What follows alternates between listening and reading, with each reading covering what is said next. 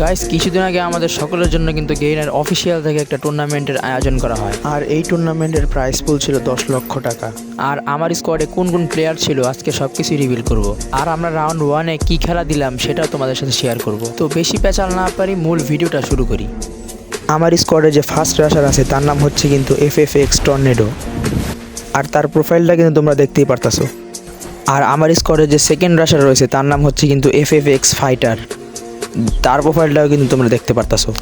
আর আমার স্কোয়াডের যে sniper player রয়েছে তার নাম হচ্ছে কিন্তু FFX শুটার, তার প্রোফাইলটা কিন্তু তোমরা দেখতে পারতাছো। তো আজকে বিস্তারিত রিভিউ না করি, অন্য একদিন তোমাদের সবার সামনে আমার স্কোয়াডটা রিভিল করব। তো তোমরা যদি দেখতে চাও যে আমার স্কোয়াডের কোন প্লেয়ার কেমন খেলে, তাহলে আমি অবশ্যই রিভিউ ভিডিও নিয়ে আসবো। তো এখন আমরা যাব T1 লবির টুর্নামেন্টে। তো গাইস দেখতেই পারতাছো আমি কিন্তু আমার স্কোয়াড নিয়ে টুর্নামেন্টে চলে আসছি। আর আমার স্কোয়াডের নাম হচ্ছে কিন্তু ফ্রেন্ড ফায়ার ESP, আর আমাদের গ্রুপ নাম্বার ছিল কিন্তু 671। তো কাস্টমের ভিতরে অনেকক্ষণ দেরি করাইছে, সো সেইটুকু কাট করে দিলাম। তো আমরা চলে আসছি ম্যাচের ভিতরে। তো দেখা যাক কেমনে কি গেম প্লে করা যায়। তো তোমরা সবাই শেষ পর্যন্ত ভিডিওটা দেখবা, লাস্টে কিন্তু চমক আছে।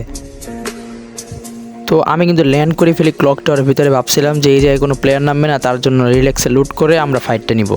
কিন্তু তারপরে দেখি ভাই এই জায়গায় কিন্তু দুইটা স্কোয়াডের ড্রপ ক্ল্যাশ হয়ে যায়।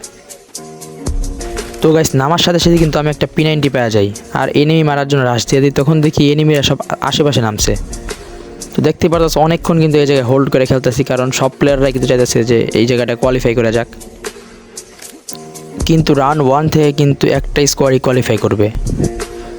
আমি কিন্তু এখানে অনেক সময় হোল্ড করি, তারপরে দেখি যে নিচে ফাইট লেগে গেছে, তখন কিন্তু আমি নিডোটা পুশ করে দিই। আর লাক কাকে বলে কত প্রকার কী কী, আমার একটা নিডোতেই কিন্তু একটা প্লেয়ার ডাউন হয়ে যায় এবং কি আমি কিল্লাও পাওয়া যাই। আর আমরা কিন্তু জোন রোটেশন করে হ্যাঙ্গার থেকে কাটালুস্টে চলে আসি। আর এইখান থেকে কিন্তু আমরা সুপার এয়ারড্রপ ম্যাক্স করে কিন্তু ভেস্ট নিয়ে নিই। তারপরে জোন রোটেশন নিয়ে কিন্তু আমরা চলে আসি বুলসাইয়ের সামনের সাইডে। আর এইখানে কিন্তু লাস্ট জোনটা পড়বে। আর এখন যদি তোমরা দেখতে পারো থার্ড জোন কিন্তু শেষ হচ্ছে, কিন্তু এখন পর্যন্ত কিন্তু 26টা প্লেয়ার স্টিল অ্যালাইভ। আমরা যাচ্ছিলাম যে উপরের এই ঘরটার দোতলা ধরতে, কারণ এই জায়গাটায় কিন্তু জোনটা পড়বে। তো আমি কিন্তু উপরে নিওটা পুশ করি, ডাইরেক্ট ম্যাক্সিমাম রাশে চলে যাই। আর আমার টিমমেট ভাই ভিতরে ঢুকেই ধীরে ডাউন করে দেয়, আমি ধীরে ডাউন করে দিই, টিম ওয়াইপ আউট। একটা ফাইট শেষ হইতে না হইতে আরও একটা স্কোয়াড কিন্তু আমাদের উপর রাশ করে দেয়, কিন্তু আমি সেম প্রসেসে এবারও কিন্তু নিরোটা লাগাই দিয়ে আবারও আমি ধীরে ডাউন করে দিই, আমার টিমমেট ধীরে ডাউন করে দেয়, আবারও টিম ওয়াইপ আউট। আমার টিমমেটগুলো আজকের দিনে একদম ওপি খেলছে। জোনটা কিন্তু দিয়ে দিচ্ছে আমাদের ঘর থেকে একটু সামনে। তো আমার মনে হলো যে নিচে কিন্তু একটা প্লেয়ার আছে। তো আমি কোনো কিছু না ভেবে ডিরেক্ট রাশ করে দিই। তো এই প্লেয়ারটাকে পাওয়া যায়, আর এই প্লেয়ারটার কিলটাও কিন্তু আমি তুলে নেই। ম্যাচের লাস্টের দিয়ে কিন্তু আমি পাকনামিকে লঞ্চ সেট মেরে মারাটা খাইছি। দেখা যাক আমার সব প্রো টিমমেটরা কী ছিঁড়তে পারে। এখনও কিন্তু 7টা প্লেয়ার স্টিল লাইফ, অর্থাৎ আমাদের স্কোয়াডের 3 জন আর এনিমির স্কোয়াডের 4টা ম্যান পাওয়ার কিন্তু একদম ফুল আছে। দেখা যাক গাইস আমার টিমমেটটা কি বুইয়ে নিতে পারবে। দুইটা প্লেয়ারে কিন্তু মেরে দিছে, আর কিন্তু 2টা প্লেয়ার আছে। দেখা যাক গাইস আমাদের স্নাইপার প্লেয়ার কি মারতে পারবে। 1v1 situation. তো দেখা যাক গাইস একটা শট লাগাই দিছে, আরেকটা শট কাম অন ভাই, 2টা শট লাগাই দিছে ভাই। পাশের থেকে কি হরলিক্স খাইছে নাকি ভাই, মরে নাকে।